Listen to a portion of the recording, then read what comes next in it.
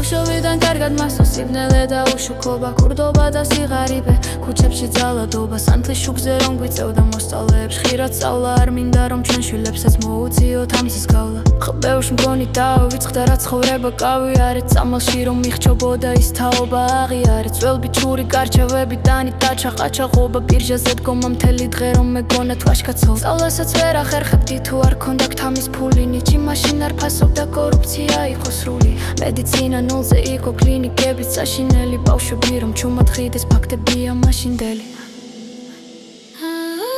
ბავშვობიდან კარგად მახსოვს სიბნელე და უშუქობა, კურდობა და სიღარიბე, ქუჩებში ძალადობა, სანთლის შუქზე რომ გვიწევდა მოსწავლეებს ხშირად სწავლა, არ მინდა რომ ჩვენ შვილებსაც მოუწიოთ ამის გავლა. ბავშვობიდან კარგად მახსოვს სიბნელე და უშუქობა, კურდობა და სიღარიბე, ქუჩებში ძალადობა, სანთლის შუქზე რომ გვიწევდა მოსწავლეებს ხშირად სწავლა, არ მინდა რომ ჩვენ შვილებსაც მოუწიოთ ამის გავლა. ქვეყანა რაჯაობიდან ამოვიდა სინც ხომ ვიცი, ყავალ ფეხის ნაბიჯზე რომ ეხარა წამლებს შტრიცი, გარდათ ეხა მოხდა ერთ დღეს რევოლუცია, ვარდები შეიცვალა გარემო და დრო მოვიდა წილების. ვიცი ცუდიც ბლომად იყო, არ ვამართლებ ზოგ რამეში, მაგრამ კარგის ბევრი იყო, მოსპო კრიმინალს არეში.